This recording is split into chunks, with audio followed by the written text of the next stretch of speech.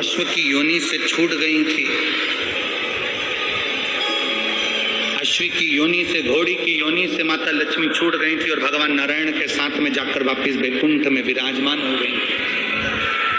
वैसा ही हम जब भगवान शिव की अविरल भक्ति को प्राप्त करते हैं, हम जब भगवान शंकर की भक्ति को अपने भीतर उतारते हैं, तो हमारी भी ना जाने कितनी कितनी योनियां अपने आप छूटती चली जाती है। सब्सक्राइब ना जाने कितनी कितनी योनियां अपने आप छूटती चली जाती है। कितनी योनियां।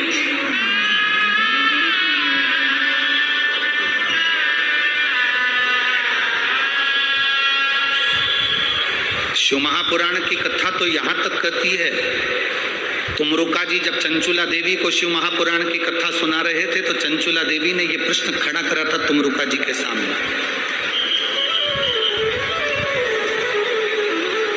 तुमरुका जी के सामने यह प्रश्न खड़ा कर दिया था चंचुला देवी ने।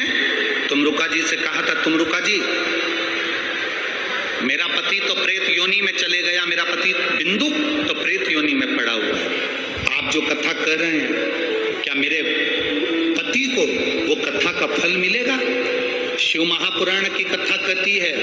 तुमरुका जी ने चंचुला देवी से कहा, सुनो चंचुला देवी, जितने भी भक्त शंकर की कथा को श्रवण करते हैं, केवल एक व्यक्ति को ही नहीं, जितने भक्त शिव महापुराण की कथा को सुनते हैं, चाहे वो टीवी पर सुने, मोबाइल पर सुने, चाहे पंडाल में बैठकर सुने, अगर प्रतिदिन रोज में आप 10 मिनट भी भगवान शंकर की शिव पुराण की कथा सुन रहे हो, तो अपने पूर्वजों को 71 पीढ़ी को पार,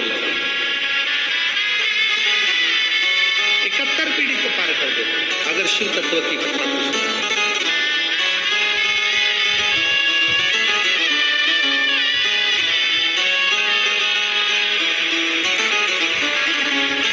ये वही बच्चा है जो गर्भ में एक बच्चा शांत हो गया था 6ठे महीने में, और गर्भ में दूसरे बच्चे के लिए इस माँ ने शंकर जी के मंदिर के बाहर बैठकर भगवान शंकर का जल पी पी कर 3 महीना निकाला, और 9वें महीने में इस बच्चे को जन्म दिया। एक बच्चा मरा और एक बच्चा जीवित बाबा की कृपा से प्राप्त हुआ। हर हर